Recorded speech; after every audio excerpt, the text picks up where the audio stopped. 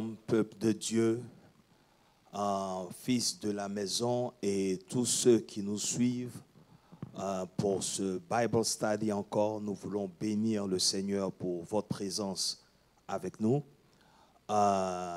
Aujourd'hui encore, nous allons, par la grâce de Dieu, nous emmener dans une autre dimension, sinon dans encore plus de profondeur, en ce qui concerne le thème que nous avons déjà commencé à développer, qui est le combat spirituel.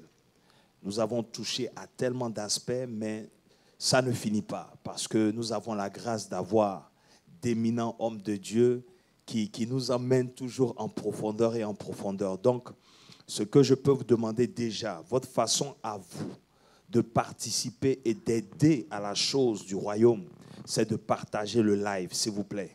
Donc, partagez avec quelqu'un, emmenez ça à vos contacts, ça ne vous coûte rien, s'il vous plaît. Faites-le pour la gloire de Dieu. Donc, sans plus tarder, je vais laisser les éminents hommes de Dieu se présenter et ensuite, nous allons prier pour démarrer cette étude. Shalom, je suis l'apôtre Guy-Joseph Tano. Shalom famille, je suis le pasteur Moses, nous vous aimons. Voilà, donc j'espère que vous êtes prêts. Donc nous allons, pasteur Moses, tu vas nous conduire dans la prière d'ouverture et nous allons démarrer. Tendre Père, nous voulons te dire merci pour ce moment que tu nous accordes. Merci de nous rassembler à tes pieds. Tu es le Rabboni, l'enseignant par excellence, le grand enseignant.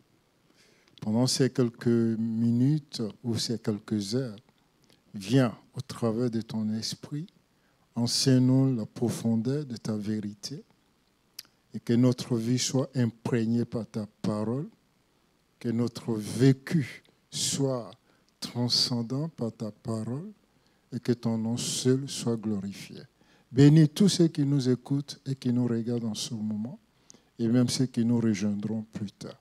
Que ton nom soit glorifié, au nom de Jésus. Amen. Amen, amen. Donc, peuple de Dieu, voilà, j'allais dire le décor est planté. Nous voulons aussi vous dire que si vous avez des préoccupations, des questions, s'il vous plaît, pour enrichir l'étude ou pour bénir quelqu'un, ou vous ne comprenez pas certaines choses, n'hésitez pas, vous pouvez écrire dans le Facebook ou dans le YouTube et nous allons essayer de répondre à vos questions. Et même si vous avez des sujets de prière en résultat des études que vous recevez, vous pouvez toujours nous contacter, d'accord? Donc, éminent homme de Dieu, nous voilà encore le combat spirituel. Nous avons tellement élaboré, mais nous ne finissons pas. Et ce qui est intéressant, c'est que dimanche, dans la prédication de l'homme de Dieu, il a touché encore à un aspect du contexte dans lequel les gens à Éphèse se trouvaient. Et je veux encore qu'on touche à cet aspect-là pour approfondir les choses, pour nous mettre dans le contexte vraiment, j'allais dire, environnemental, socio-culturel. Et je pense que ça va nous aider aussi à comprendre la dimension du combat spirituel qui devait être engagé. Donc, on y va, pasteur Moses. Oui, merci mon pasteur. Voilà. Et en même temps mon général. C'est vrai, comme nous l'avons dit, et comme vous l'avez aussi présenté, l'aspect du combat spirituel, c'est aussi, si nous voulons bien, l'organisation du monde spirituel. Le monde spirituel, bien vrai qu'on ne le voit pas, mais il est très bien structuré, très bien organisé. Mais j'ai envie de dire à quelqu'un que Satan n'a rien créé, il ne fait que copier ce que Dieu a déjà établi. Amen. Et c'est comme ça dans le monde spirituel, et comme nous l'indique le verset 12 d'Éphésiens 6. C'est ce que je voulais lire même tout de suite. Ok. Éphésiens 6, laisse-moi commencer comme au verset 11. D'accord. Okay? Sinon, verset 10, comme on avait commencé. Au reste, fortifiez-vous dans le Seigneur et par sa force toute puissante. Revêtez-vous de toutes les armes de Dieu afin de pouvoir tenir ferme contre les ruses du diable. Et ce qui nous intéresse ce soir, c'est le verset 12 en particulier. Car nous n'avons pas à lutter contre la chair et le sang, mais contre les dominations, les autorités, contre les princes de ce monde de ténèbres, contre les esprits méchants dans les lieux célestes. Merci, mon pasteur. Donc ici, nous voyons très bien que Satan s'est organisé à la manière de Dieu. Parce qu'il répond là ce que Dieu a déjà structuré. Et nous le voyons dans le premier chapitre d'Éphésiens, versets 19 à 20, où il est parlé de la domination de Christ sur toutes ses principautés et dominations. Donc ici, nous avons Satan en tête, comme les chefs. Et ensuite, nous avons les dominations. Et ces dominations-là sont assignées à des entités. Donc, on pourra dire que le monde est divisé en 4 grandes zones où il y a chaque entité. Et derrière chaque autorité, il y a une entité qui est présente. Il y a un esprit démoniaque qui est présent. Qu'on le veuille ou pas, ils sont toujours conduits et dirigés par ces esprits-là. Et aussi, nous avons les princes du monde des ténèbres qui agissent au travers le monde. Et nous avons, comme le dit le passage, les esprits méchants du monde des ténèbres. D'accord. Donc, avant d'aller, c'est-à-dire qu'on va énumérer les entités en question, point à point, mais je veux aussi qu'on retourne même dans le contexte de cette entité même qui contrôlait Éphèse. Merci. Je pense que ça va nous aider à comprendre beaucoup de choses. Et ici, on parlait de Diane, n'est-ce pas? Et dans mes petites recherches, j'ai vu qu'en fait, c'était une entité qui était représentée dans différentes civilisations. C'était le même esprit. Au niveau j'allais dire, en Égypte, par exemple, c'est elle qui s'appelle Isis. Vous voyez un peu. Et aussi, c'était elle qui était aussi Samiramis. Tout à fait. Et maintenant, Éphèse, c'est Diane. Vous voyez un peu. Et quand on va du côté de l'Italie, on parle de Madonna. Donc, c'est la même entité qui, et curieusement, pourquoi c'est à Éphèse que l'accent est mis justement sur le combat spirituel, et puis de 2, je pense qu'en lisant la Bible, c'est la seule entité qui a été nommée, enfin dans le Nouveau Testament, je veux dire, qui a été vraiment nommée. Donc, qu'est-ce que déjà ça peut nous emmener à comprendre? Apostole, je ne sais pas si déjà tu veux intervenir là ou bien tu attends. Oh non, je vous écoute. Ce que je peux dire pour juste introduire, c'est que dans chaque réalité, l'ennemi travaille d'une certaine manière. Et quand on prend l'église d'Éphèse et que Éphèse représente une certaine entité, c'est juste pour montrer l'influence, l'esprit qui influençait la région d'Éphèse. Si vous comprenez un peu. Donc, ça veut dire que dans chaque région, il y a des entités. Mais comme on parle du combat spirituel, ici, on doit comprendre que l'ennemi a organisé son royaume de telle sorte que à chaque niveau, on ait certaines influences qui combattent nos vies, en fait. Donc ici, c'est plutôt l'influence de Diane qu'elle avait sur la région et sur l'Église qui montre un peu le monde dans lequel on est. Le monde dans lequel on est influencé par des entités. Parce que lorsque Paul introduit le combat spirituel, il s'arrange à ce qu'on comprenne qu'on n'a pas à lutter contre la chair et le sang. Pour dire que nous sommes, c'est vrai, sauvés, nous sommes régénérés, nous sommes de Dieu, mais nous sommes dans un univers. Nous sommes dans un monde. Et dans ce monde-là, chaque région est sous l'influence d'une certaine catégorie d'esprit.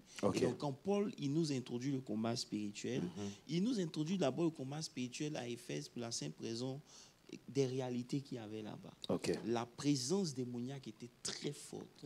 Et elle avait, selon tes recherches, certainement, tu verrais qu'elle elle avait une influence terrible. Et donc, c'était difficile de pouvoir mener une certaine vie chrétienne. Tu comprends un peu? Donc, ici, il est en train de faire ressortir l'influence du monde spirituel sur la réalité dans laquelle nous sommes. Amen. Beaucoup de gens vivent, mais ne comprennent pas qu'ils ne sont pas neutres. Il n'y a pas de neutralité dans le monde où nous sommes. Tout à fait. Il y a soit tu appartiens à la lumière, soit tu appartiens aux ténèbres. Mais que tu appartiennes à la lumière ou aux ténèbres ou pas, une chose est sûre, tu seras sous l'influence. Et c'est ici que c'est ce que Paul a essayé de faire sortir. Pour dire qu'il y a une influence, même ici à Dallas, il y a une réalité, il y a une entité spirituelle qui est là. Voilà un peu, c'est ce que je peux dire pour introduire. D'accord. Donc, on peut catégoriser Diane quand on parle autorité, principauté, domine. Où est-ce qu'on catégorise Diane? Bon, à mon sens... C'est une principauté?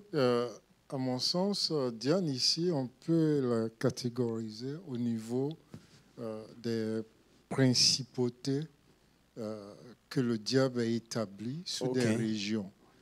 Parce que, comme vous le dites, elle avait une influence sur toute la région, pas seulement que la ville d'Éphèse.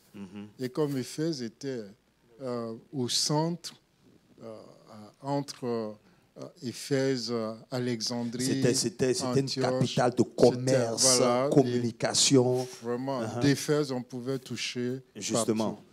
Et une des raisons aussi, je pense, à mon avis, qui a fait que le combat était vraiment fort en Éphèse, c'est que l'histoire nous raconte que la première grande communauté chrétienne se trouvait là, à Éphèse. C'était une ville cosmopolite qui comptait plus de 800 000 convertis. Donc vraiment, il y avait une grande densité à Éphèse. Et même au jour d'aujourd'hui, si nous voulons pousser un peu plus loin,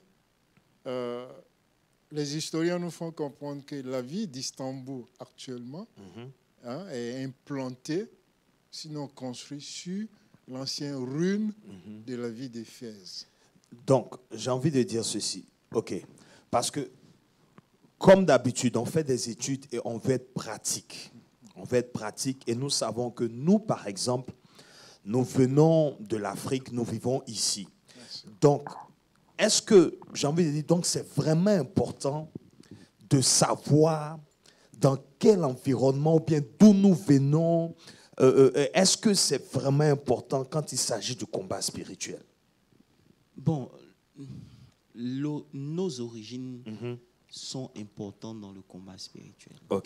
Ça veut dire que quand tu prends par exemple le livre d'Exode, quand tu lis Exode 2, la Bible dit qu'un homme de la maison de Lévite a pris pour femme une fille de la maison de Lévite. Ils ont eu un enfant et c'était Moïse. Donc, quand vous lisez après Genèse 49, au partir du verset 5-6, on voit que ce qui caractérisait la maison de Lévi, c'était la violence et la colère. Au point même où Jacob a dit, dans leur colère, ils ont tué des hommes. Et on a vu que c'est ce qui a rattrapé un peu plus ou moins Moïse. Donc les origines sont importantes. Tu ne peux pas mener une vie spirituelle et lever ton esprit sans d'abord dealer avec des réalités spirituelles. Et c'est pour cela que lorsque l'ange finit de parler à Josué, il dit va avec la force, vaillant héros et tout. Gédéon, du moins, le même soir, il le réveille pour dire va et détruire le pieu sacré de ton père. Ça veut dire va détruire l'autel de famille. Parce que peu importe la prophétie que tu as reçue, peu importe la mission que tu as reçue, si cet autel n'est pas détruit, cet autel va combattre ta destinée. Et donc tu vas échouer malgré l'appel et la mission que tu as reçue du Seigneur. Donc, détruire ta fondation et connaître tes fondations est c'est des choses qui sont très importantes. Vous allez voir des hommes de Dieu ou bien même des chrétiens qui sont longtemps dans l'église, mais qui n'arrivent pas à accéder à un certain niveau de vie. C'est simplement, c'est pas parce qu'ils ne sont pas, ils sont dans le péché, ou simplement parce qu'ils n'ont pas une certaine vie, non. Ou qui ne prient pas, mais il y a une réalité spirituelle qui les combat, c'est les patterns, c'est un pattern familial, c'est un cercle. Tu vois un peu, beaucoup de gens peuvent combattre, on peut ne pas être d'accord sur le message de la grâce, mais sur le message du pardon, c'est des choses que tous les théologiens ont compris que c'est une réalité. Quand tu prends la vie de Abraham, et tu vois qu'Abraham, la femme qu'il a mariée était stérile. Elle était belle de visage. C'est les liens de sang. Donc, ça veut dire que c'est des choses qui sont là et c'est une réalité, en fait. Donc, aujourd'hui, on ne peut pas parler de combat spirituel sans toucher ça. Mais ici, on parle d'Éphèse. Éphèse avait une entité qui influençait la marche chrétienne. Comprenez un peu. C'est pour ça que quand Paul y parle, il nous dit qu'on n'a pas lutté contre la chair et le sang. En fait, il veut emmener notre esprit à comprendre le monde spirituel. Ça veut dire qu'aujourd'hui, la réalité, c'est que la notion du monde spirituel ne doit pas être simplement dans le combat. Mais c'est une réalité. Ça veut dire que c'est un vécu de tous les jours. Le spirituel influence la vie de tout le monde et de tout le temps. Ça veut dire qu'on ne peut pas être spirituel seulement à l'église. Mais c'est une réalité spirituelle. Et donc, c'est juste pour parler rapidement de ça, quoi. Voilà. Donc, c'est important de connaître sa fondation. C'est important de connaître les combats qui sont rattachés à ta maison pour que quand tu es en train de prier, tu saches quel genre de combat mener. C'est ça. Parce que les combats de Pasteur Landry, à cause de ses origines, ne sont pas les miennes, ce n'est pas les mêmes choses que Pasteur Landry. Donc chacun de nous, on a un background. So, tôt ou tard, ça va nous rattraper. C'est ça. Ça va nous combattre quelque part. Donc il faut avoir cette conscience-là. Mais ici, il parle, il a parlé de comment Satan a organisé son règne. Si tu comprends un peu. Il a défini certaines entités. Ce n'est pas la première fois qu'on parle ici de principauté. Bien sûr. Les principautés, je crois dans Romains 8. Romains 8, verset 37, 39. Romains 8. Il en a fait mention. Il en a fait mention de cela. Est-ce qu'on peut lire ça? Mais dans toutes ces choses. Romains 37, verset Romains 8. Vas-y. 8, 37. Nous sommes plus que vainqueurs par celui qui nous a aimés, car j'ai l'assurance que ni la mort, ni la vie, ni les anges, ni les dominations, ni les choses présentes, ni les choses à venir, ni les puissances, ni la hauteur, la profondeur, ni aucune créature ne pourra nous séparer de l'amour de Dieu manifesté en Jésus-Christ notre Seigneur. Tu vois qu'ici, il a mentionné les principautés. Tout à fait. Et donc, ici, c'est des entités qui avaient été créées par Dieu. Et qui, même Daniel, même Daniel aussi a mentionné ça. Donc, on voit ici que c'est des esprits. Donc, maintenant, il est en train de définir la catégorie ou la hiérarchie du combat spirituel.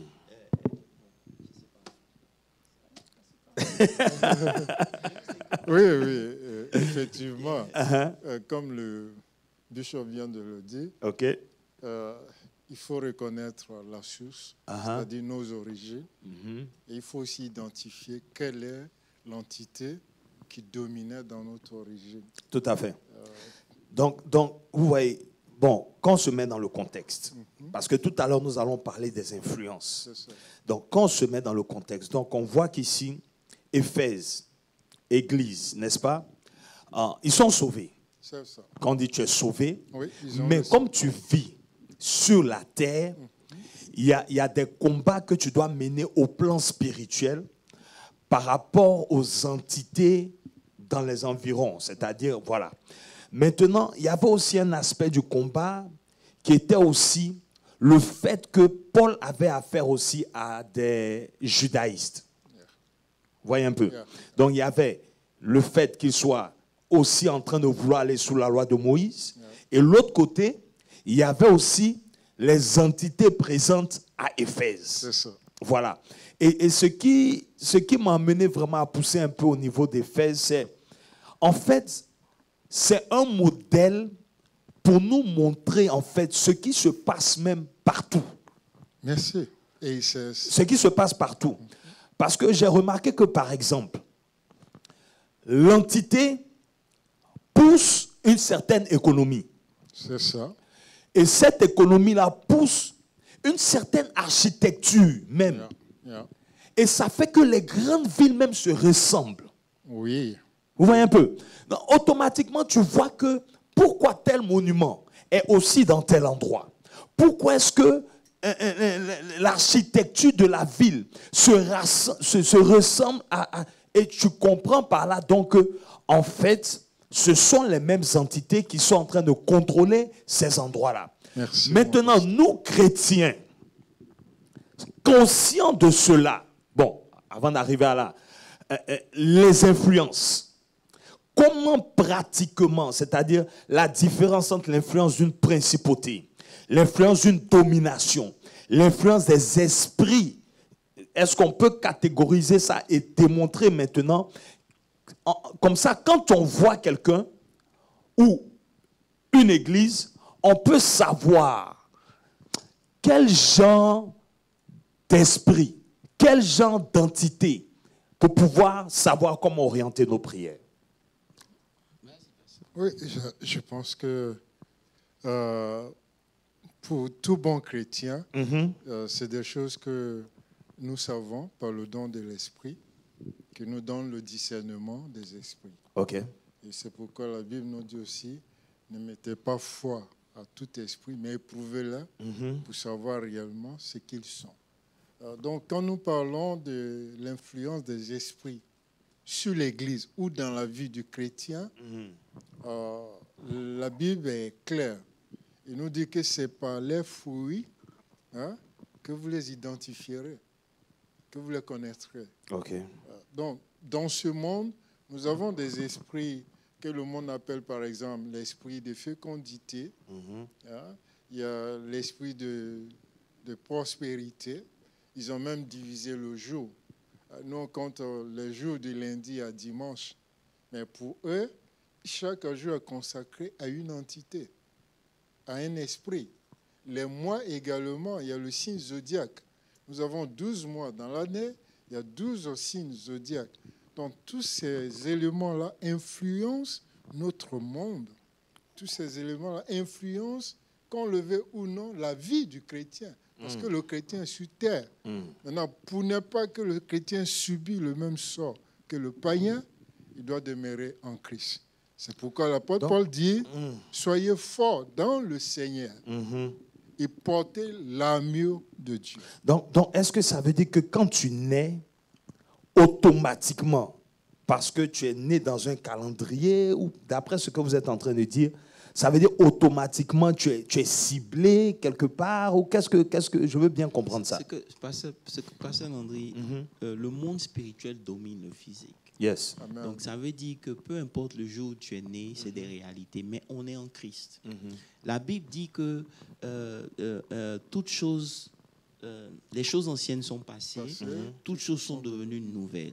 Okay. Puisqu'on est né en Christ, il y a une nouvelle réalité. C'est qu'on est né de l'Esprit. Amen. On est né de Dieu. Amen. Mais la vérité ici, c'est quoi? C'est que ce n'est pas parce que tu es né de Dieu que tu ne subis pas certaines influences. Okay. Quand Paul est en train de parler de ça, il était aussi en train de parler du système dans lequel nous vivons. Yeah. Ce système est influencé par des autorités, tu l'as mentionné.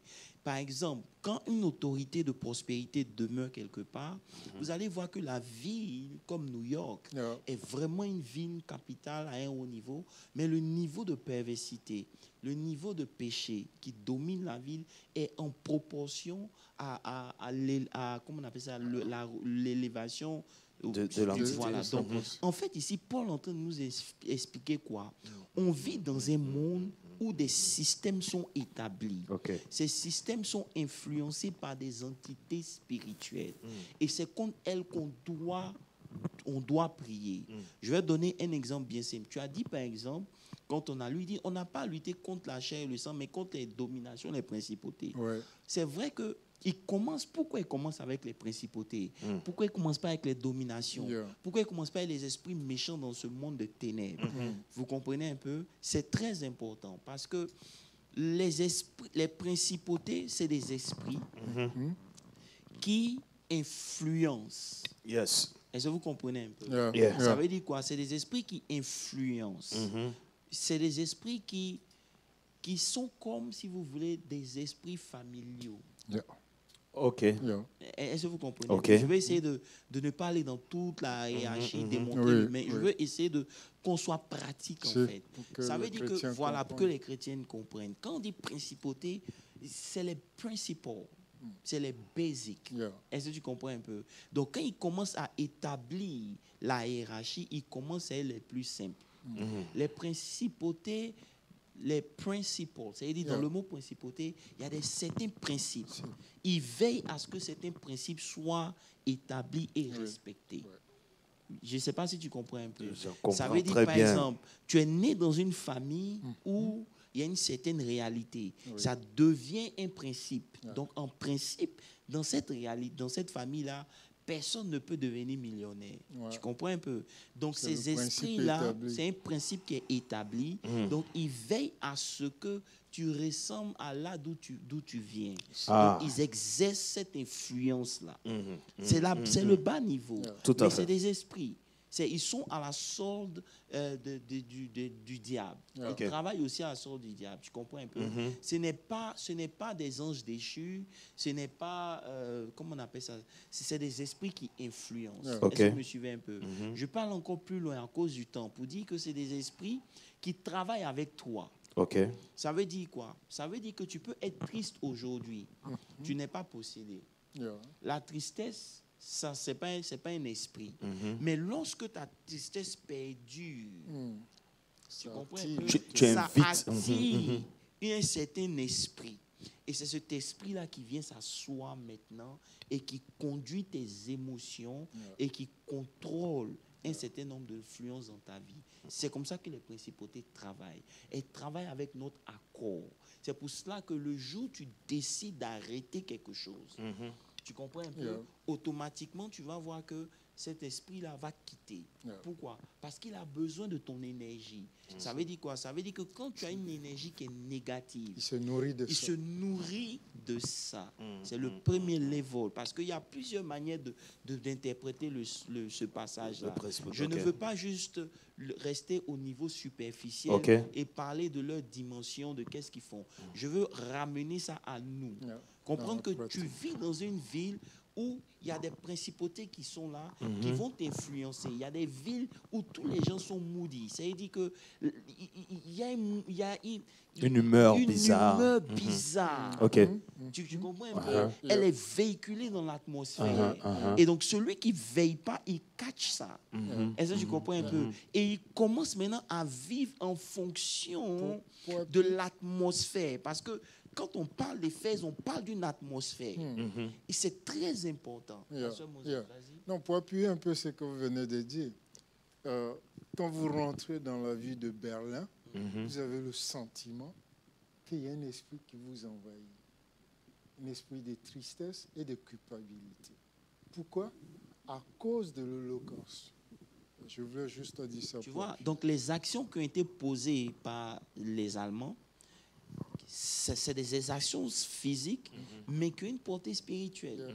Donc, ces principautés-là utilisent ces actions-là et influencent la vie des chrétiens. Donc, Paul est en train de nous dire, vous n'avez pas à lutter contre la chair et le sang, mais vous devez comprendre qu'il y a des esprits qui influencent toutes les couches sociales. Ne vous limitez pas à croire que oui, bon, je suis dans une atmosphère de business, bon, j'ai mes diplômes, moi j'avance, vos histoires, je ne suis pas dedans. Non, ça va ça va t'attraper. Pourquoi? Parce que tu es dans un environnement. Et l'environnement est contrôlé par des entités et ça commence par les principautés. Et ces principautés-là ont un pouvoir. Et ce pouvoir-là, c'est de dealer avec tes faim. Ça veut dire quoi? Par exemple, l'appétit. Ça veut dire, manger, ce n'est pas mauvais. Mais quand manger devient un problème pour toi, si tu ne fais pas attention, il y a un esprit qui vient prendre le contrôle. Amen. Et là, vous voyez, par exemple, l'obésité, c'est un problème pour beaucoup. Tu comprends un peu? Et ça s'est tellement développé que maintenant, c'est rentré dans les jeans. C'est rentré dans les gènes des gens.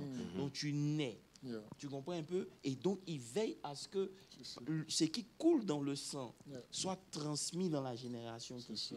Wow. C'est l'influence des principautés. Je ne veux pas rentrer dans d'autres domaines, mais je veux simplement donner des exemples pratiques pour qu'on comprenne. D'accord. Donc là, j'ai envie de poser une question. C'est-à-dire, est-ce que c'est l'action de l'homme qui invite l'entité ou bien c'est l'entité qui pousse l'homme à faire l'action? Ou bien ça peut être les mêmes, ça peut être les deux, c'est interactif. Ok. Par exemple, la Bible dit un esprit impur. Sa nature, c'est qu'il est impur. Donc, c'est la nature de l'impureté qui l'attire. C'est ça. Ok. Lui, sa nature, il est impur. Voilà, comme les mains. Donc, si tu pratiques quelque chose pendant une période, que ça devient un état, tu atteins une catégorie d'esprit. Tu comprends un peu? Donc, quand quelqu'un, par exemple, reste toujours fâché, arrivé à un certain moment, il y a un esprit qui vient s'attacher à lui. De colère. Et qui fait que ça développe d'autres racines. Colère, voilà. C'est comme ça. Maîtrise. Voilà. Tu vois, c'est tout un truc. Yeah. Donc, il dit, on n'a pas à lutter contre la chair et le sang. Donc, on doit comprendre qu'il y a des influences qui essaient de gagner notre mind. Parce que c'est le mind, le combat, c'est le mind. Tout à fait. Tout est dans notre pensée. Donc, on est influencé de l'extérieur. Donc, il nous appartient de savoir comment lever le combat. Ok. Est-ce que tu comprends un peu? D'accord. Maintenant, en fait, comme on est en train de parler des esprits, quand on parle de esprit humain de sorcellerie, par exemple, dans quel, je veux dire, est-ce que ça, même s'il dit, on ne combat pas contre la chair et le sang, n'est-ce pas? C'est vrai que quelqu'un peut être influencé par une entité pour te faire du mal, ou bien être utilisé pour poser des actes pour t'emmener justement à tomber dans le piège de l'ennemi. Ok. Maintenant, la prière que tu fais, c'est une prière contre l'esprit, mais l'être humain en question, qu'est-ce que tu fais en fait? En fait, je vais être pratique parce qu'à l'église, on a ce genre de questions. Mon pasteur Tom, tu as déjà répondu à la question. Hein? Parce que quand tu parles de l'esprit de sorcellerie, en fait, je vais être concret. Tu vois un peu, parce qu'il y a des gens qui posent ce genre de questions. Vous êtes dans la famille, tu sais que voici la fille qui est la patronne de la sorcellerie que tu rencontres tous les jours. En prenant l'hierarchie, tu peux bien définir ça. Vas-y. Sur un pays, il y a une entité. Et derrière le premier responsable du pays, cette entité-là veille à ce qu'il obéisse et qu'il respecte le calendrier du monde des ténèbres. Maintenant, puisqu'il a des sous-hommes sur lui, peut-être appelés des ministres ou autres, à chacun d'eux également est assigné un esprit selon les dimensions.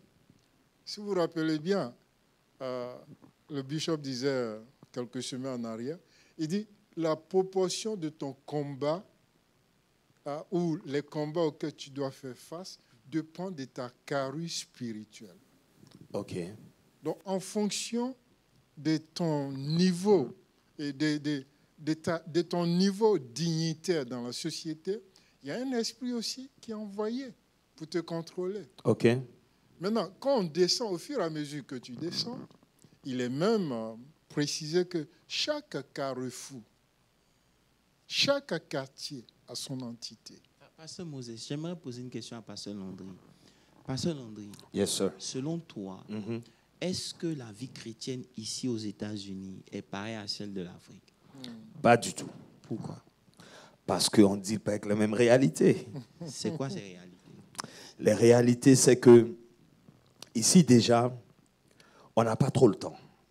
Tu comprends? Ça veut dire que déjà ici, on est sous une influence. Yes. Le temps est contrôlé. Ça veut dire que le système dans lequel on vit ne nous permet pas de prier ou d'avoir des prières tous les jours. Vous allez en Afrique, lundi matin, il y a prière à 5 heures du matin. On peut le faire ici, mais combien viendront? À cause de la réalité. Vous rencontrez des gens qui, au pays, priaient de 4 heures du matin à 6 heures du matin. Mais maintenant, ils sont venus aux États-Unis, la situation a changé. Donc, c'est de ça que Paul est en train de parler. On est sous influence sans même comprendre qu'on est sous influence. Je veux qu'on reste concentré. Maintenant, quand il s'agit de la sorcellerie, c'est juste une autre arme de l'ennemi. C'est toujours des esprits de sorcellerie, un esprit de sorcellerie qui vient posséder quelqu'un. Il travaille dans une famille. C'est aussi des principautés. Tu comprends un peu? Elles viennent, elles opèrent dans la famille depuis des générations. Et elles influencent même les genes, comme j'ai dit. Elles influencent la manière de vivre des gens de cette famille-là. Et c'est comme ça, c'est tout ça la sorcellerie. Est-ce que tu me suis?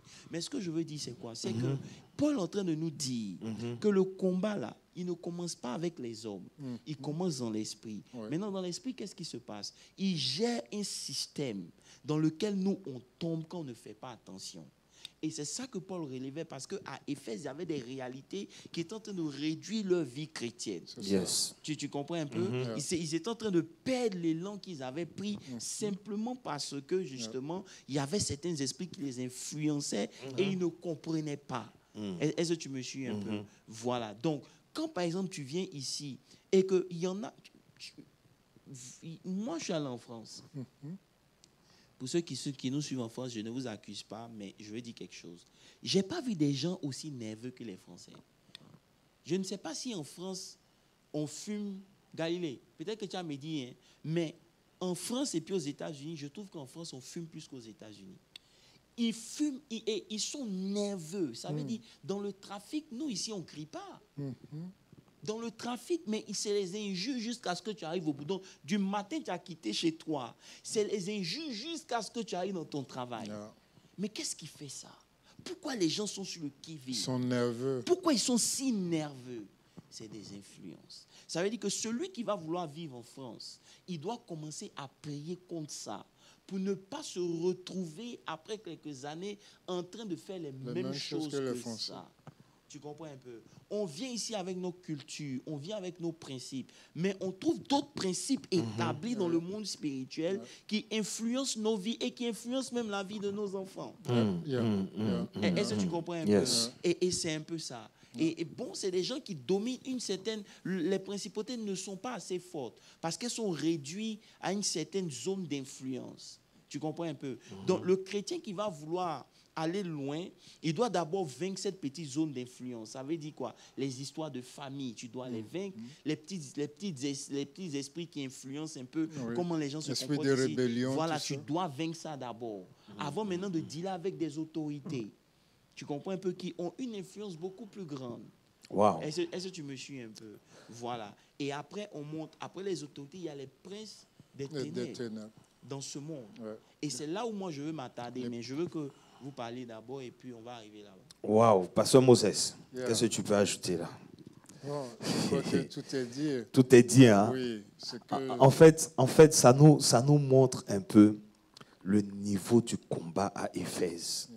Et on va voir aussi que la manifestation justement de la puissance de Dieu aussi va être proportionnelle en fait.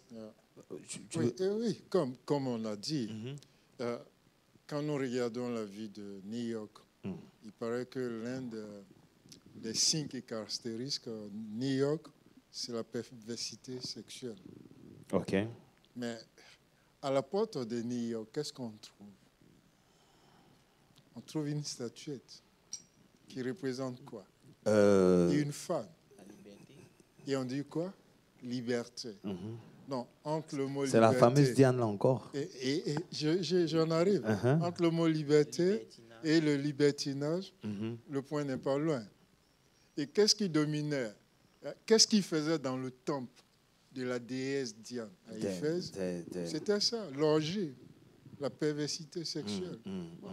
Bon, c'est pour dire que ces choses-là continuent d'agir jusqu'au jour. Mais il y a un point aussi, c'est que en fait, je veux toucher en même temps un peu à ce qui comment est-ce que la prospérité se dégage même de l'adoration? Parce que je constate ici, par exemple, à Éphèse, qu'à cause de cette adoration, les gens prospéraient terriblement. Mais pasteur Landry, le monde appartient au diable. Il le donne à qui il veut. Et c'est ce qu'on doit comprendre. Est-ce que tu comprends un peu?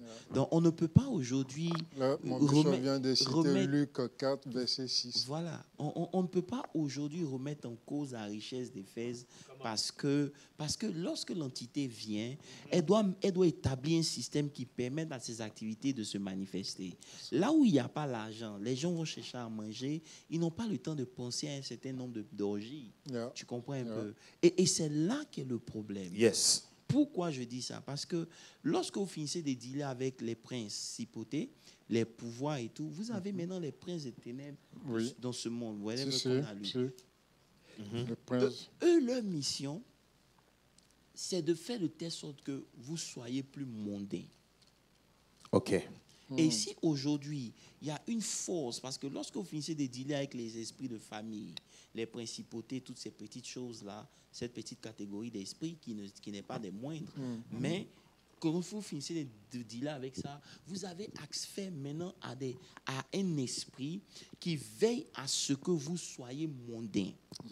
Ça veut dire quoi? Quand tu lis, on dit les princes.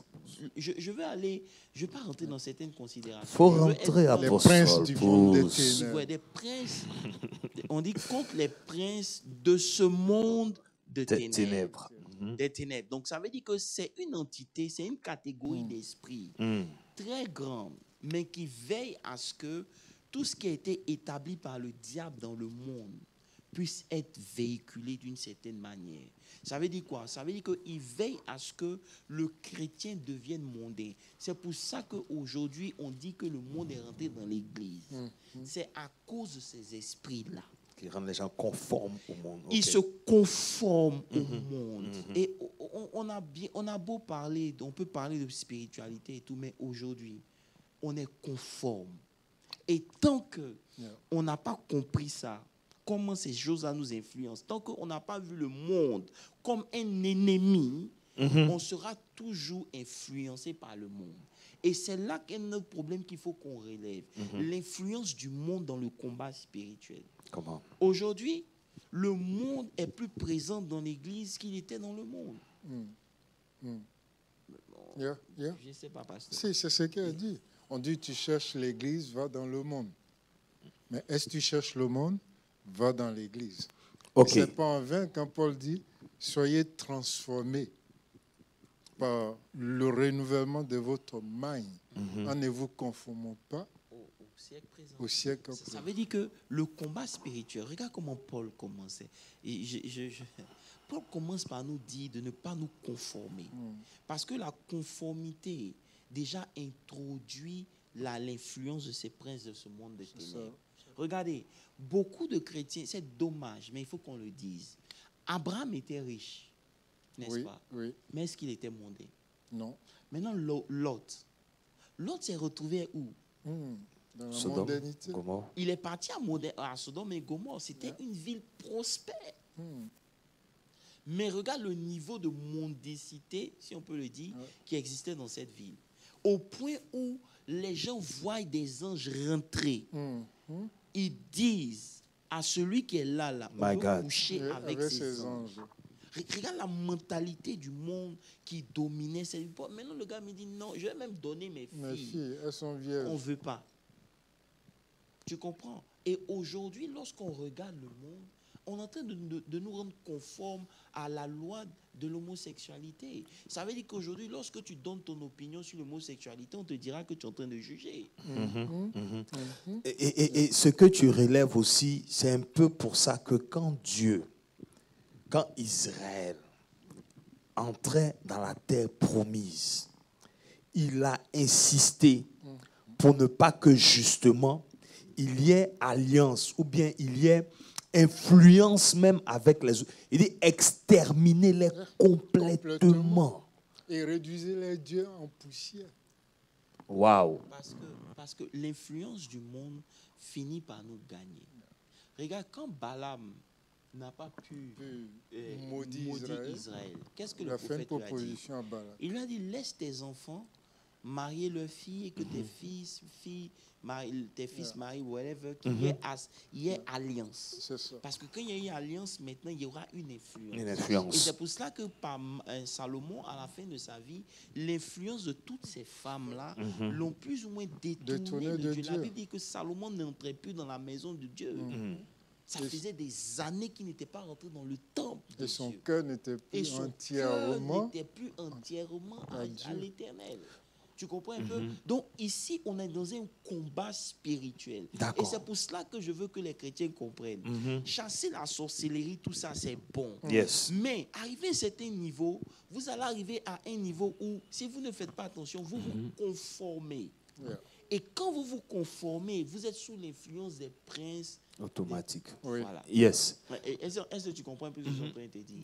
Voilà. Aujourd'hui, là, on dit ça souvent pour s'amuser, mais c'est une réalité. On dit que Dieu ne veut pas bénir certaines personnes parce que s'il est béni, là, aujourd'hui, c'est qu'ils vont faire. Tu vois un peu ce que ça veut dire? Yes. Ça veut dire que déjà, on est dans le monde, mais on est dans le monde. Alors que la Bible dit on est dans le monde, mais on n'est pas du monde. Ok. Donc, qu'est-ce que, je dis concrètement, qu'est-ce qu'on voit aujourd'hui qu'on peut appeler conformité ou bien influence du monde dans l'Église? Ça, il y en a beaucoup, mon pasteur. Oui, quelques éléments. Si on veut se référer à ce qu'on lit et ce qui se disent, vous prenez la musique. La musique. La musique aujourd'hui, si tu ne joues pas la musique du monde, c'est pas chic. Tu n'es pas chic. L'adoration, la louange n'est pas chic. Et tes enfants iront chercher ailleurs. Mais on va vous dire que la musique est universelle. Donc, quand on dit la musique, qu'est-ce qu'on veut dire? La musique, tu sais, l'ennemi utilise la musique pour influencer. Si vous écoutez un genre de musique, ça crée un certain environnement et ça dispose votre esprit à certaines choses. Okay. La musique est cruciale. Aujourd'hui, les gens ont regardez, il y a des chants qui n'avaient pas des paroles extra. Ou non, la musique n'était pas extra. Mais elle les paroles dégageait étaient quelque puissantes. chose. Okay. Il y avait du volume, il y avait quelque chose qui se dégageait de ces chants. Il y a des chants comme Dieu Tout-Puissant. Jusqu'à présent, c'est des chants qui continuent d'avoir un impact pour celui qui chante ça, qui est en communion avec l'Esprit. Mais il y a des chants aujourd'hui qui passent inaperçus. Ok. Il y a des chants aujourd'hui, franchement... Donc, ce sont les paroles, ce sont les... Ce n'est pas les paroles, c'est la manière de vouloir copier le monde. Ok. Tu comprends un peu? Ça veut dire quoi? Avant un chanteur va chanter, pour chanter, il va prendre d'abord un temps de jeûne. Il a une vie de consécration. Il a une vie de prière. Aujourd'hui, on n'a pas de vie de prière. Les gens chantent parce qu'il faut chanter. Les gens veulent appartenir au groupe. Donc, la manière même de chanter, les feelings, les tournures qu'on fait déjà, ça tue, tu comprends un peu, le mouvement de l'esprit. Okay. Est-ce que tu comprends un peu? Voilà, donc aujourd'hui, qu'on ne se blague pas, le monde a influencé toutes les couches de l'Église. Et c'est de ça que Paul est en train de parler. Vous comprenez un peu? Si on veut rester dans le contexte dans lequel on est en train de parler, c'est ça. Aujourd'hui, beaucoup de gens peuvent être chrétiens, mais ils sont mondains. Amen. C'est clair. Je pense que c'est clair. Peuple de Dieu, j'espère que vous prenez note. Et puis, on regarde encore. Si vous avez des questions, n'hésitez pas à les poser. OK? Donc, nous allons poursuivre l'étude. Apostole, bon, j'ai envie de demander, à part la prière, OK? Qu'est-ce que nous avons pour nous pousser à être spirituels? Parce que le Seigneur l'a dit, il n'y a pas de moyen. Lorsque vous grandissez, la maturité est importante dans le monde des esprits. Je veux qu'on revienne d'abord sur cette histoire de mondain là. Ok, d'accord. Tu comprends un peu? Parce que c'est un esprit.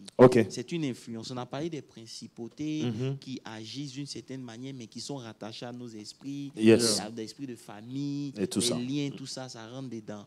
Maintenant, les esprits là font que même à l'église, écoutez, le développement nous a fait du tort. l'église primitive n'avait pas certains éléments, il y avait la gloire. Oui. Aujourd'hui, on a de grands temples, on a tous les acoustiques qu'il faut, mais on ne sent pas l'Esprit de Dieu. Simplement parce que ces choses-là nous ont volé l'essentiel. Est-ce que tu comprends un peu? Okay. Donc, notre combat spirituel, c'est aussi combattre le monde. Si on n'a pas compris ça, on est en train de se perdre. Si on doit s'habiller comme le monde, ça ne veut pas dire qu'on ne doit pas aimer les bonnes choses. Je suis désolé. Les bonnes choses, c'est pour les enfants de Dieu. C'est pour nous. Les meilleures productions du pays, la Bible en parle. Mais les meilleures productions du pays ne doivent pas faire de toi un homme mondain. Ça ne doit pas t'éloigner de Dieu. Mais justement, ça doit... et aujourd'hui, tu comprends que aujourd'hui la richesse ou l'élévation est venue enlever certains du milieu. Ça nous éloigne de Dieu. Beaucoup parmi nous n'ont plus une vie de prière. Pourquoi? Parce que maintenant, ils ont les moyens de pouvoir vivre d'une certaine manière. Ils vivent dans le confort. Tu comprends? Le confort nous a tués, mais Abraham, personne n'était plus riche que Job. Mais regarde la manière de vivre de Job. Regarde l'intégrité dans laquelle Job était. C'est ça. Il instruisait ses enfants. Et c'est ça qui est le plus important. Aujourd'hui, nos enfants, Pasteur Landry, ne sont pas influencés par notre vie chrétienne. Il y a un problème. C'est-à-dire, l'enfant, il n'est pas influencé. C'est-à-dire, il faut qu'on se dise la vérité. On est en train d'échouer. Pourquoi? Parce qu'on est en train de mettre pousser tout du côté intellectuel. Donc ça devient de la religion en fait. Justement. Ce n'est plus la spiritualité. C'est une habitude et tout ça. Et j'ai envie de toucher un point justement dans la religion parce que les fêtes comme les Christmas aussi, les Halloween, les Pâques et tout ça, est-ce que tout ça, ça n'a pas une influence aussi sur le monde qui rentre à l'église? Oui, mais mon pasteur, c'est ce que je dis. Quand tu poses des questions, tu donnes en même temps la réponse. Parce que, vous voyez, ces fêtes-là, ça a été dénaturé. Au départ, ils avaient des points, je dirais, spirituels. Ils étaient bien réfléchis. Choisis un jour pour la Thanksgiving, pour donner à Dieu, remercier Dieu. C'est une bonne chose. Mais à partir du moment où on associe d'autres choses, ça devient bizarre. Donc, est-ce qu'un jour, on doit avoir, genre, un temps pour qu'on sache comment est-ce que, par exemple, un chrétien, lui, il doit fêter telle fête qui soit différente de... Parce que finalement, c'est la même chose. Les païens ont des sapins, on a des sapins. Les païens ont des Pères Noël, on a les Pères Noël. On a les œufs de Pâques. C'est ce que je dis. Il faut, soit tu l'es fondamentalement ou tu ne l'es pas. Moi, je ne crois pas aux œufs de Noël, de Pâques et tout ça. Je ne crois pas aux histoires de Noël. C'est vrai que le 25, c'est juste pour marquer la naissance de Jésus. Quand tu prends ça comme la naissance de Jésus, marquer un événement, Jésus est né le 25 novembre, 25 décembre. Et tout. C'est une date symbolique. Il y a un message qui est rattaché à la naissance de Jésus. C'est ce message-là qui doit être prêché. C'est tout. Maintenant, tout ce qui vient à côté, là, c'est des choses du monde. En tant qu'enfant de Dieu, tu n'es pas obligé de te mettre dedans. Mais il les influence. Mais oui, c'est les normal. impacts. Ça a été transformé à une fête commerciale. Voilà, maintenant c'est devenu plus commercial. Non, mais l'impact spirituel, en fait. Ça a perdu de son impact spirituel. Mais comme l'a dit le bishop, un homme spirituel ne va pas s'attarder sur ça. Ça ne peut pas l'influencer. Mais un homme qui n'est pas spirituel, ces choses-là vont... Parce qu'il est dans un système. Justement. C'est de ça que je suis en train de parler. Paul est en train de dire qu'il y a un système qui est établi, qui est spirituel. Laissez les hommes.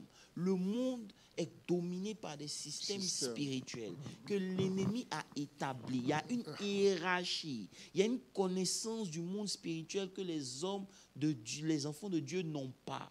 Et ça influence leur marche. C'est de ça que Paul est en train de parler. Donc aujourd'hui, comme on parle encore, Dieu a un problème à bénir. On dirait que Dieu a un problème à bénir parce que beaucoup parmi nous sont encore dans le monde. C'est ça. Tu comprends un peu? Et je veux aujourd'hui relever le fait que le monde aussi est un esprit. Le monde est inimitié contre Dieu. Amen. Quand vous parlez de la bénédiction, prenons l'aspect que vous avez cité au départ. Dieu dit à Gédéon, va avec la force que tu as. Dieu lui donne des instructions. Il démolit l'autel de Baal, c'est-à-dire la fondation spirituelle familiale, l'autel de famille. Mais quand il allait en guerre et qu'il est revenu, les gens voulaient l'établir roi. Il a refusé. Ils ont dit ceci: que toi et tes enfants dominent sur nous. Mais lui, il a dit quoi? Non, jamais. Que l'Éternel seul domine sur vous. Mais regardez maintenant la subtilité du diable. Le diable maintenant va l'exciter à utiliser des objets qu'ils ont ramenés de guerre pour bâtir un autel. Gédéon, c'est lui-même qui a détruit l'autel de famille. Il a reconstruit l'autel à la fin de sa vie. Waouh! Il a reconstruit. Et c'est la prospérité. Tu vois un peu? Tu vois ça? Il a reconstruit l'autel à la fin de sa vie. Waouh! Tu comprends? Et ça l'a perdu. Même Jacob, à la fin de sa vie, lisez bien votre Bible, il est redevenu le crook qu'il était. Pourquoi? À cause de l'influence. Et c'est ça, de ça qu'on est en train de parler. On est influencé de toutes parts. Un homme spirituel doit commencer à se lever et prier. Les chrétiens doivent comprendre que le combat spirituel, ce n'est pas contre les hommes. Ce n'est pas contre la sorcellerie seulement. Ce n'est pas détruire les hôtels, non. Mais le système dans lequel on va te mettre pour opérer va influencer ta vie. Et je pense que avec le mouvement des réseaux sociaux aujourd'hui, la télévision, c'est-à-dire que pour pouvoir vraiment ne pas se laisser influencer, il faut accepter sa différence. Et là, on n'est plus populaire. Là, on n'est plus populaire. Quand tu veux être authentique, si tu es populaire dans le monde physique, tu ne l'es pas dans le monde spirituel. Je suis désolé. Lorsque tu es populaire dans le monde spirituel, ça veut dire quand les entités te connaissent, Paul, Jésus, on connaît, mais toi, ça veut dire que tu es populaire ici, mais là-bas, on ne te connaît pas. Et ça, c'est à Éphèse même que ça s'est passé. Et justement, c'est pour dire quoi? Je veux arriver à un certain niveau pour dire quoi? On arrive à un niveau où, pour rentrer dans le combat spirituel, Dieu nous demande d'être fort. Être fort commence d'abord par être mature, grandir et se développer. Lorsque Dieu sait qu'il va appeler David à devenir roi, il commence d'abord par le train. Les petits combats que David a eus l'ont préparé pour rencontrer Goliath. Parce que l'ours et Goliath ont pratiquement la même taille. Ce qui n'a pas effrayé dans le passé, ce n'est pas Goliath qui va l'effrayer. Mais nous, on ne comprend pas ça. Il y a une maturité qu'on n'a pas. C'est pour ça que lorsqu'on prend l'exemple de l'enfant qui était épileptique, Jésus descend de la montagne. Les disciples ont chassé l'esprit, mais ils n'ont pas pu. Pourquoi? Parce que justement, ils avaient l'habitude de le faire. Ils avaient reçu l'autorité et le pouvoir de chasser les esprits. Jésus a dit, réjouissez-vous plutôt que votre nom soit inscrit dans le livre de vie, parce qu'ils ont vu Satan tomber. Jésus a vu Satan tomber. On dit, même les esprits nous sont soumis. Mais ici, ils ont tapé poteau, comme on dit. Pourquoi? Parce que la catégorie d'esprits auquel ils avaient affaire était supérieure à leur level d'opération. Et c'est ce que Paul est en train de dire. Il y a différentes catégories. Donc vous devez arriver à un niveau où les petites choses émotionnelles ne peuvent même pas vous ébranler. Parce que si ça déjà, ça peut vous faire tomber, vous ne pouvez pas dealer contre les princes des ténèbres qui sont là-bas. Donc il faut une certaine croissance, une certaine maturité. C'est pour ça que Jésus a dit que ce genre d'esprit, il ne sort que dans le jeûne et la prière. Pourquoi? Parce que celui qui prie, il exerce une activité spirituelle. Et l'exercice de la prière, selon Jude 1, le verset 20, celui qui prie en langue, qu'est-ce qu'il fait? Il est en train de build up. Donc, il est en train de développer des muscles. Il grandit dans sa size. Donc, il grandit en autorité. Celui qui prie, il grandit en autorité. Celui qui jeûne, il double cette autorité parce qu'il tue la chair qui nous limite. Tu comprends un peu? Et il libère la capacité de l'esprit. Et c'est quand tu libères la capacité de l'esprit, maintenant, tu peux répondre à certaines entités spirituelles. Pasteur Landry, on est ici à Dallas. Il y a une réalité spirituelle qui combat les églises. Si on n'est pas conscient de cela et mener le bon combat, regarde par exemple, il y a mon jumeau qui m'appelle et qui me dit non, il a reçu un coup de fil d'un de son fils spirituel. Bon, je ne vais pas rentrer dans les détails. Et il y a des pasteurs de Dallas qui disent que non, ils attendent que l'apôtre tombe, ils vont récupérer tous ces chrétiens parce qu'il y a trop de Congolais qui viennent dans son église. Bon, quand moi j'entends ça, ça me fait pitié. Parce qu'ils n'ont pas compris que même si même moi-même je ne suis plus là, ces âmes-là, vous n'avez pas la capacité de les nourrir. Est-ce que tu comprends? Mais ça, c'est un, de les contenir. Et de deux, pourquoi vous n'allez pas chercher à vous développer spirituellement? Il y a tellement d'âmes à gagner. Tellement. Tu vois, donc la mentalité, elle est pitoyable. Ça veut dire que l'Église aujourd'hui est rentrée dans un sommeil. On ne comprend pas qu'on ne doit pas lutter contre nous les pasteurs. On doit lutter contre des esprits qui influencent et qui empêchent le développement des églises. Donc lorsque nous, on a brisé certains combats, on a d'autres combats devant nous. Bien sûr. Donc vous brisez aussi vos combats pour arriver là où on était, pour qu'on puisse continuer la marche. Mais vous ne restez pas dans votre coin en train de jalouser et espérer que l'autre tombe pour que vous puissiez monter. C'est de la sorcellerie. Exact. Est-ce que tu comprends un peu? Et tout ça, c'est le monde qui rentre à l'église. La mentalité du royaume n'est pas. C'est ça. Ça veut dire que la mentalité du royaume n'est pas là. Le développement dans la connaissance n'est pas là. Parce que celui qui connaît Dieu, il ne va pas attaquer pasteur Moses. Non. Si ça ne va pas chez lui, il va se mettre en jeûne et en prière pour chercher à comprendre pourquoi sa vie est comme elle est. Alléluia. Et ne pas accuser quelqu'un. Mais beaucoup parmi nous n'ont pas compris ça. C'est un exemple simple que je veux donner. On n'a pas peur de l'adversité. On grandit dans l'adversité. On se développe dans l'adversité. L'adversité même, c'est une bonne chose. Très bonne chose. Parce que c'est là que tu comprends de quoi tu es fait. Et ça nous aide à posséder le territoire. Voilà, c'est l'adversité qui te donne de pouvoir posséder. Voilà pourquoi sur chaque terrain, il y a un combat à mener. De tous les rois d'Israël, David seul a pu conquérir tout le territoire que Dieu avait assigné à Abraham. Pourquoi? Parce que durant ces temps de fuite, il a pu marquer toutes ces zones. Et maintenant, donc pour posséder après, c'était plus difficile. Je veux maintenant préciser quelque chose. Quand David est venu, il n'avait pas possédé Jérusalem. Non. Mais pourquoi il a voulu Jérusalem? Parce que c'est un endroit où il y avait une réalité spirituelle. Donc, il y a des combats qu'on doit mener pour arriver à un endroit où la domination spirituelle est établie. C'est là-bas que Abraham avait sacrifié son fils. C'est sur cette même montagne. C'est sur la même montagne que Jacob a vu la porte du ciel. Est-ce que tu comprends un peu? Donc, c'est une réalité. Donc, tous ceux qui veulent... C'est pour cela que c'était difficile pour Israël de maintenir contre les légions de Jérusalem. Pourquoi? Les Jébusiens, parce qu'ils étaient forts. L'endroit où ils étaient était un endroit influencé, c'était une porte spirituelle.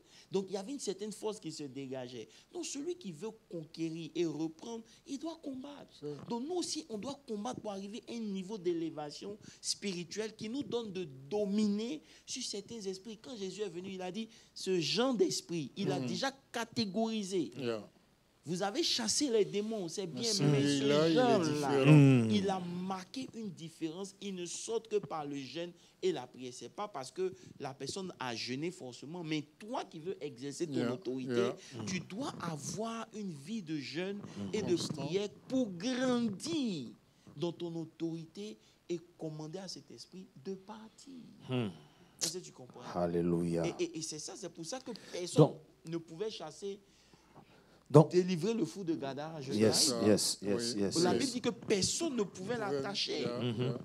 Ils avaient essayé, mais la quantité d'esprit qui était en lui demandait une certaine saille spirituelle pour combattre.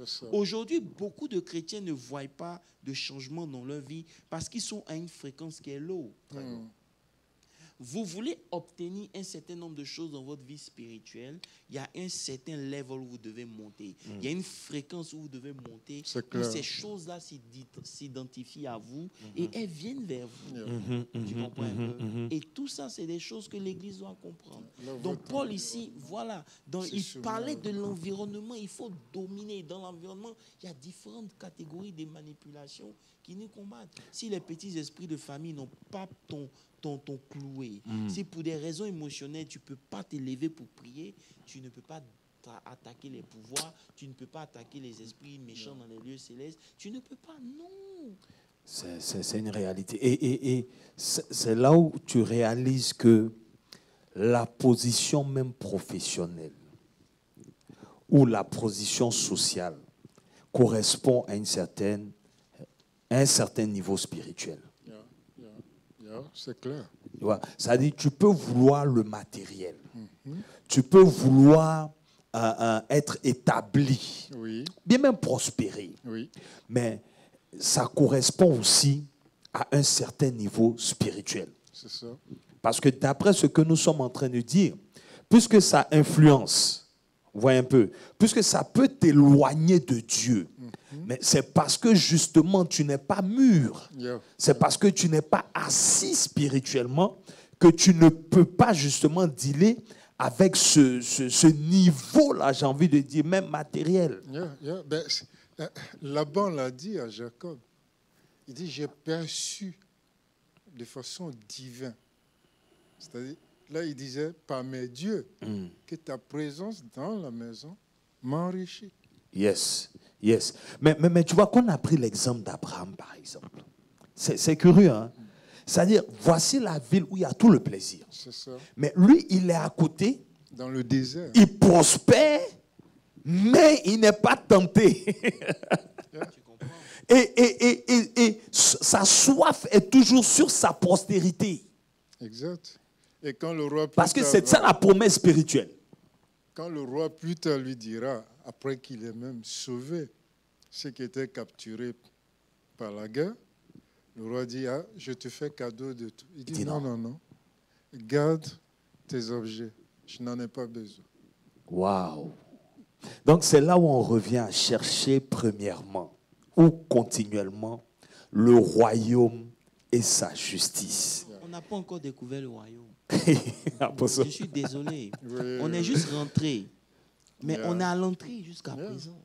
Mais on est à l'entrée. Hey. On n'a pas regarde,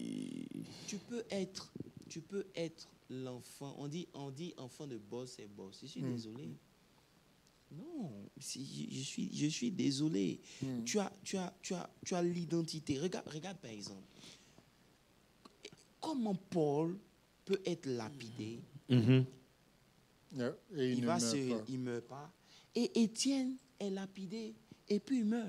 Vous allez me dire quoi? Que oui, ce n'est pas que Étienne n'avait pas Dieu. Non. Il voyait le ciel et tout ça. Peut-être que c'était son temps, je ne veux pas dire. Mais je veux dire simplement que la saille spirituelle de Paul faisait qu'il y a des choses qui ne pouvaient pas lui arriver. Pasteur Landry, on ne peut pas conduire une Bentley si on n'a pas les moyens. Tu comprends? Bien sûr. Pour revenir dans ce que je suis en train de dire. Tu veux quelque chose, tu dois avoir les moyens. Le service de la Bentley minimum, c'est autour de $1,200. Le service minimum. Juste pour checker. Changer l'huile, c'est le loyer de quelqu'un. Ton assurance est tellement high que l'assurance, il faut 2 assurances pour assurer la voiture.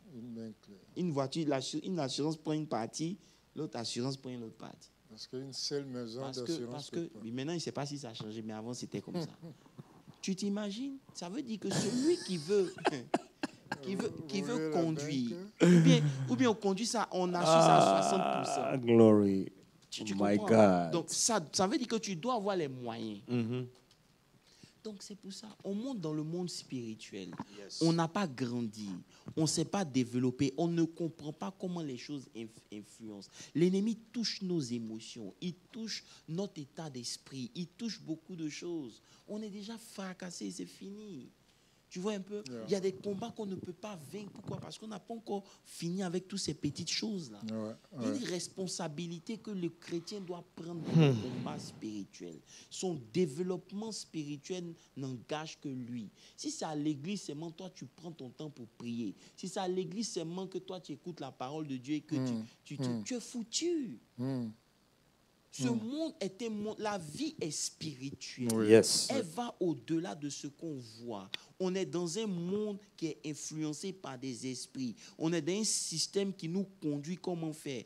Aujourd'hui, on accepte des choses qu'en temps normal, on ne pouvait pas accepter parce que le système dans lequel on est nous l'a imposé. Et si vous n'êtes pas des hommes spirituels, vous allez finir par perdre ce qui fait de vous des hommes spirituels. Oui, c'est clair. Et aujourd'hui, quand Jésus a dit il viendra, il dit, quand le Fils de Dieu viendra, trouvera-t-il la foi? La foi. Il n'a pas parlé des voitures, il parle de la foi. Est-ce que les gens même vont arriver même à croire encore en Dieu? Yes. Parce que tout est fait pour enlever Dieu du système. Tu comprends un peu? Donc, le combat spirituel, je crois qu'avec le temps, moi, je vais juste dire qu'il y a certaines réalités. Vous ne pouvez pas être béni et être mondain. C'est quelque chose qui jusqu'à présent me fatigue. Amen. Parce que j'ai compris que beaucoup parmi nous ont raté le salut parce que quand la bénédiction est venue, ils n'ont pas eu de quoi se contrôler. Tu l'as dit, Job était l'homme le plus riche. Abraham, très riche. Isaac, riche. Mais pourquoi ils n'étaient pas mondains? Mais dans ce monde où on est, il y a des entités qui veillent à ce que le pasteur, le chrétien, qui que ce soit, finisse par devenir mondain. Quand il a l'argent. Et c'est ça qui fait que beaucoup parmi nous vont toucher à des choses, emmènent des feux étrangers juste pour l'envie d'être mondain, de paraître. Et ça détruit des destinées. Ça, c'est le combat spirituel. Aujourd'hui, moi, si je dois parler du combat spirituel, je veux dire qu'en plus de la sorcellerie, en plus des principautés, tout ça que vous chassez, il y a un esprit plus dangereux, on appelle le monde. Celui-là, c'est le système de Babylone. Il est plus fort que ton esprit de sorcellerie des familles. Parce qu'il t'attend un moment d'élévation. C'est là maintenant. Il va te dire, écoute, dimanche, il faut te reposer. Tu travailles beaucoup. Dimanche, tu n'as pas besoin de venir à l'église. Va faire un peu de golf. Va faire du golf. Regarde Corona. Même si on dit on ouvre l'église aujourd'hui, beaucoup de gens ne viendront pas à l'église.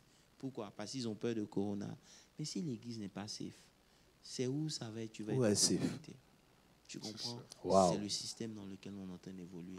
Et le combat spirituel, en plus de chasser la sorcellerie, de briser, détruire les hôtels, c'est important. Tu dois faire attention parce que ça va revenir. On a parlé de Gédéon. Il a détruit l'hôtel. Et ça détruit sa famille. Et ça détruit sa famille. Ses enfants se sont tués entre eux. Un seul a tué 70. Un seul a tué, voilà, merci. 70. Un seul. Et il s'est proclamé roi. Il s'est proclamé roi. Tu comprends un peu? Donc, il y a certaines réalités qu'on doit comprendre, il y a des notions. Le monde. Est-ce que donc nous sommes ignorants du monde spirituel? C'est pourquoi Paul dit nous n'ignorons pas le dessein du diable. Le diable a un dessein. Aussi bien vrai que Dieu a un plan pour nous, un dessein pour nous, le diable aussi a son dessein. Amen, amen, amen.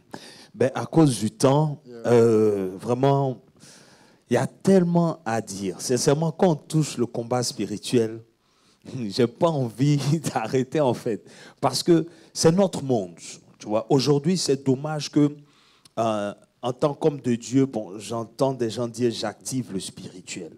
Mais, alors que nous devons être spirituels en fait.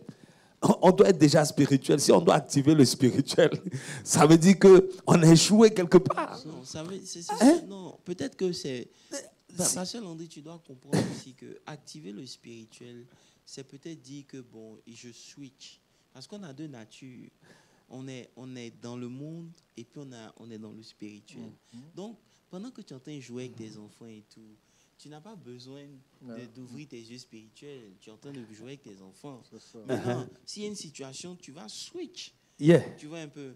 Peut-être que c'est de ça qu'il parle. Tu es sage. Il n'y a pas de problème. Non, je ne sais pas. C'est de ça qu'il parle. Oui, les enfants peuvent continuer. En fait, là où... Les yeux spirituels. Il a fallu la prière d'Élisée pour que ça s'ouvre. Tu comprends un peu? Donc, arrivé à un certain moment, il faut que Dieu ouvre nos yeux pour qu'on puisse voir. Non, mais je vais dire... Il faut dire que la carrue du père reste le père. Yeah. Et Non, la non, carrue des enfants reste tout à fait. les enfants. En fait, ce que j'essaie de dire ici, c'est quoi? C'est que, tu vois, nous disons que nous sommes des esprits et nous avons un corps. OK? Et donc, nous devons expérimenter, nous avons des expériences charnelles. En fait, moi, c'est une discipline que je veux me donner pour dire que ce qui est spirituel doit être naturel pour moi. En fait, c'est pour tous les enfants de Dieu. Tu vois. Parce que comme tu as parlé de prospérité, il dit, je souhaite que tu prospères comme prospère l'état de ton âme. Amen. L'âme n'est pas physique. Pasteur Landry, amen. Amen. On grandit dans le processus, pas par les confessions. Yeah. On a confessé beaucoup de choses.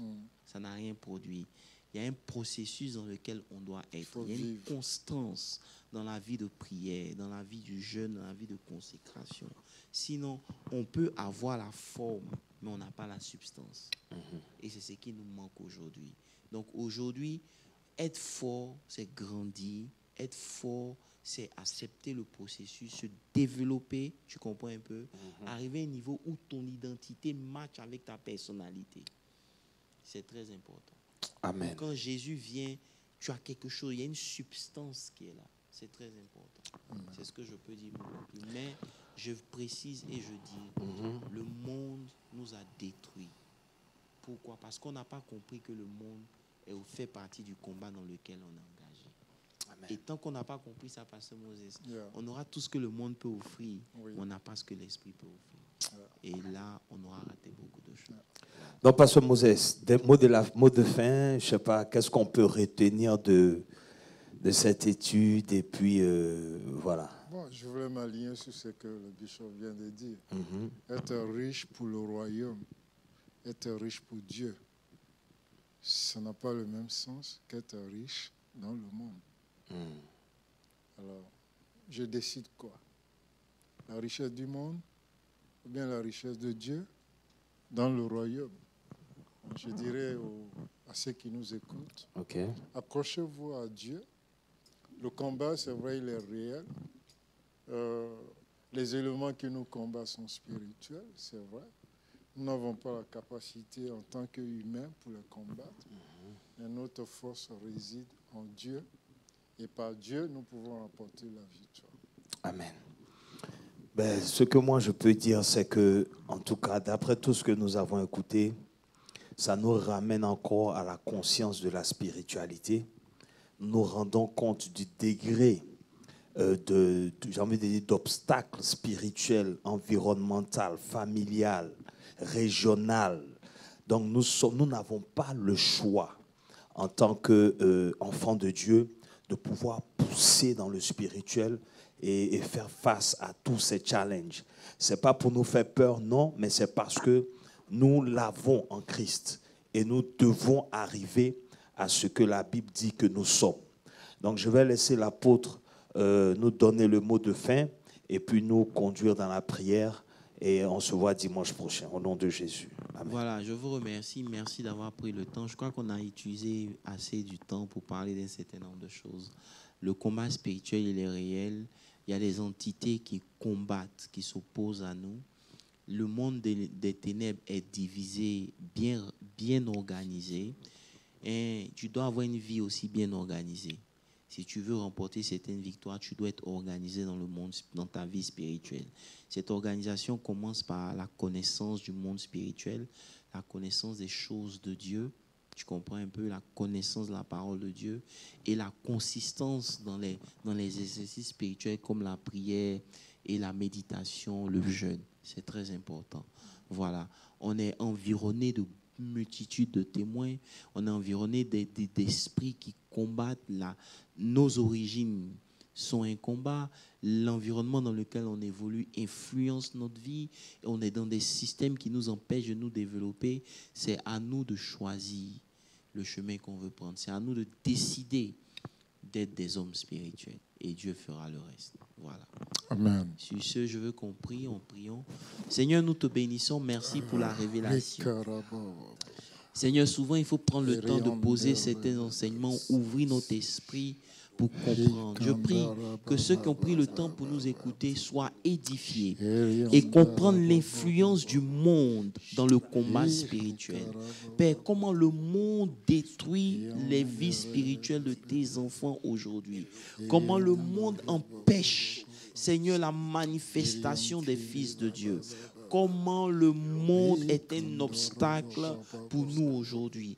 Donne-nous de dominer ce monde, d'avoir, Seigneur, autorité, en grandissant, en priant, Seigneur, afin de pouvoir atteindre un certain level. Père, nous te bénissons. Merci pour tous ceux qui nous ont suivis. Rencontre-leur à leurs besoins et bénis leur vie. Père, merci pour ta gloire. Dans le nom de Jésus, nous avons prié. Amen. Amen. Amen. Dieu vous bénisse. À dimanche.